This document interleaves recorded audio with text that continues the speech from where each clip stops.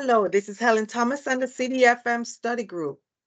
All right, today we're going to be continuing review of CDFM Module 4, Competency 6, which deals with acquisition, business management, and the information technology and national security systems. So when you look at the capability of that aircraft that we're developing, now we're going to look specifically on the technology aspect of developing that equipment. So let us go onto page 461, net centricity and the global information grid. And so a lot of this is more of reading the information and understanding what technology requirements are out there. There's nothing that's really sticks out as, oh, you really need to focus on this. So I'm going to just point out some areas that I think that are important. All right, let's see. Gives you the definition. So DoD is using a network-centric strategy in the way how it develops equipments and capabilities. It provides descriptions, explanations of many of the topics. The IT infrastructure of the department is the global information. So that's the second paragraph on page 461. The global information grid is the departments globally interconnected. So if you want the definition of GIG, look in the second paragraph, the first couple sentences there, because I don't really focus on it. Until we get to page 462. So you have your outline at the top of the page. And then, so he talks about net centricity. Let me see, I got some focus here. The department's approach. Yes. And you'll see it again in the group, but the second paragraph on page 462 references 4 key attributes of your gig, which is reach, richness, agility, and assurance. Those are the 4 concepts that we try to achieve when we're dealing with net-centric operations. So this approach uses global information grid as the organizing and transforming way to construct the information technology. Reach, richness, agility, and assurance. And I think later on, you got to learn the definitions of each of those. It repeats again what the gig is: organizing and transforming construct for managing IT. The gig vision: empower users. We want easy access, right? When you're going to be using the equipment, we don't want it to be so complicated that the warfighter, depending on who's sitting in that seat, won't know what to do with the equipment. So we want to make easy access and under conditions with, we're going to have security considerations again, because a lot of times when we go into wartime situations, we have allied assets, meaning we have people from other countries that join us while we're using that equipment, or we're training them on our equipment. And certain parts of it, we cannot allow those personnel from other countries to look at the information. All right, let's see what else. Page 463, I don't have anything there. 464, now remember, you're dealing with acquisition. So what that means is you're always going to be looking at when they say something happens, you need to know what phase or what milestone did this occur, which one did it occur. And so it tells you here on 464, it's regurgitating information from the earlier module. That's why I kind of like module 4, even though I don't work acquisition directly, because the module 4 study guide is direct. It's easier to follow. So it says before milestone A. So which phase occurs before milestone A? Even if I don't look at this, I know it's material solution analysis. So before I start the analysis, I have to have, when you read that paragraph, and I'm not going to read it, I'm just going to refer you to it. It mentions again the ICD, that initial capabilities document. When the J sits, folks, the JROC says, hey, we identified this capability gap. These are our recommended solution. We publish it. We give you an initial capabilities document so that you can start looking for courses of actions to fill that capability gap. So the ICD is mentioned here. Then it says, before milestone B, build or update the architecture. So they're kind of, as you're building your own process map, then you want to say, okay, that means at the end of technology maturation risk reduction, capabilities development document is produced so that we know, okay, on page 465 at the top, part of it is we start with an initial capabilities document. Then once we develop courses of actions, recommendation, now we have capability development document at the top of page 5. So it kind of just runs straightforward. And then at the bottom of page 5, it says, before milestone C, just remember the previous sessions and what was done at milestone C. That's where you do your full rate. You look at going into full rate production and so forth. So, and then the only difference on 465 is that ICD in milestone A turned into a capability development document in milestone B, and in milestone C, it turns into a capability production document. So a lot of people miss that transition. It's as they're developing more data and they move into phases that ICD evolves into capability development, and milestone C, it develops into capability production. Nothing there. So again, on the bottom of page 7, over to page 8. Let's take it to page 8. So remember, I started off 4 things that you have to know when it deals with net-centric environments, technology. That's your reach, richness, agility, assurance. If I remember correctly, with these, you need to know the definition, because if they're matching and they mix it up, you need to know the difference. So let's see. Reach, if you read that on page 8, it lets you know that reach is defined in terms of space time, not the distance. So distance is not a factor with reach. So time is the dominant limitation to success. You know, if you got to go through a bunch of firewalls, it might take a little bit longer time to get to. So you got to think of technology. So with reach, distance is not a factor, only time. Richness, okay, let's see, can be operational defined in terms of total sets of expertise, information, capabilities that can be brought to bear within a unit of time to effect a decision. So richness of the information that we can quickly access that will be helpful in our decision makers to make decision. Agility, the number of effective adaptation. Agility meaning, okay, can we utilize the information in different ways, or it's only can be one particular manner.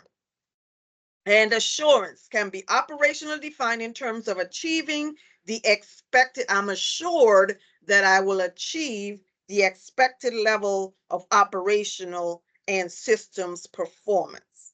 So make sure you know them 4. Let's leave it at that.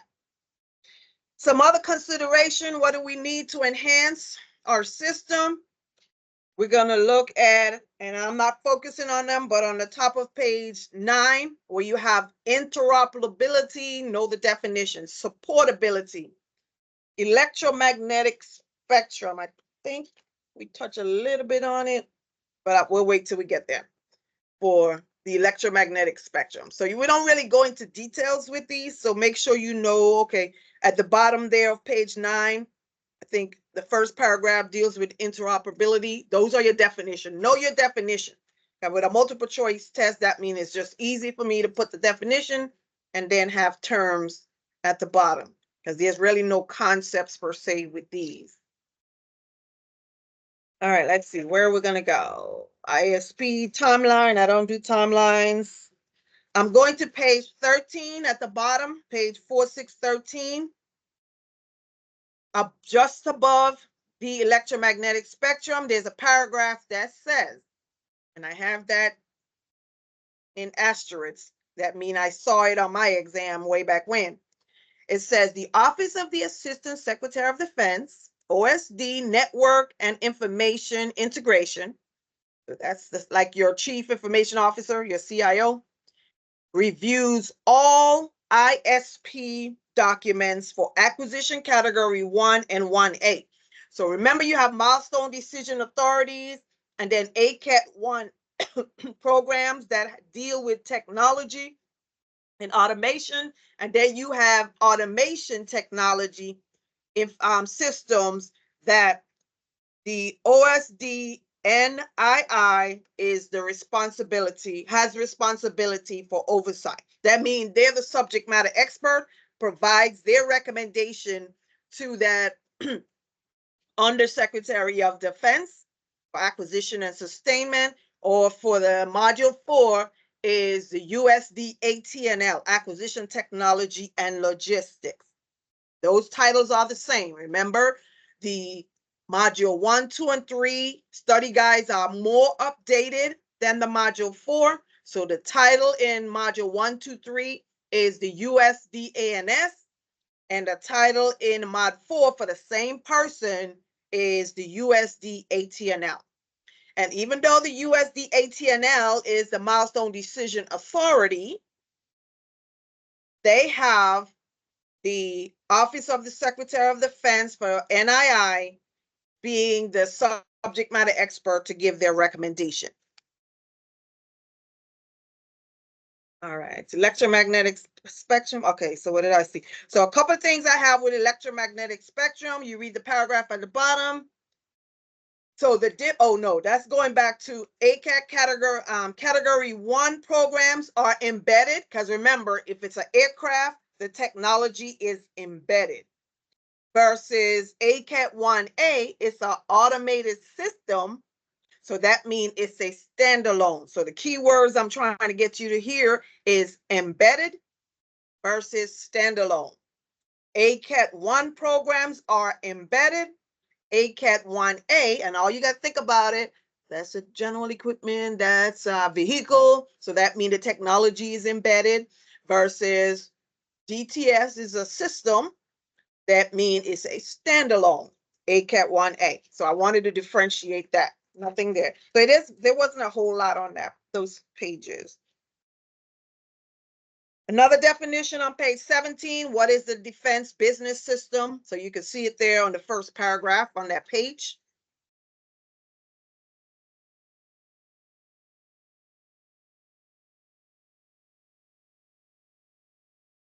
All right, so I got a lot of notes on page 19. So we talked about Defense Business System Management Committee. What you're reading these to see is, okay, it's chaired by the Deputy Secretary of Defense. It is the highest authority to provide top-level guidance on the defense business system. And then, so you have two boards. You have the Defense Business System Management Committee and the Certification Authority, with responsibility for review, approval, oversight of the planning, design, acquisition, deployment, blah, blah, blah. So the CA is the primary authority for certification of the system. CA for each type of system follows. And so I have those as check marks of focus areas. So make sure you review DBSMC, CA, and those lists, the PR, ATNL, FM, that's your comptroller folks, your NII, that's your technology folks. Then you have a third board, which is the Investment Review Board. So basically just knowing those three forums. And then at the bottom there, it says for defense business systems, exceeding 1 million, the Milestone Decision Authority shall not grant any milestone or full rate production approval or their equivalent, and the authority to obligate funding shall not be granted until the certification required by 10 U.S.C. 222 has been approved by the Defense Business System Management Committee. So 1 million. So you kind of see how it operates as a business system. They have this forum, this committee before the Milestone Decision Authority. If it's more than $1 million, the MDA does not make the final decision to go ahead and make that purchase. That's what they're saying. So you need to know, is it the CA or the IRB that approves these requests over $1 million? No, it is the DBSMC.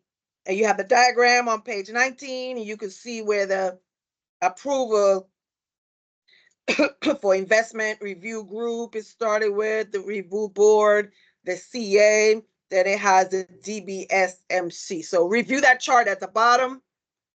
Who is the chairman? Chaired by the Secretary of Defense, or Deputy, what is that up here? Deputy Secretary of Defense. The lead for CA, design principal staff assistants, and 1 million threshold. Those were the key things I pulled out of that page.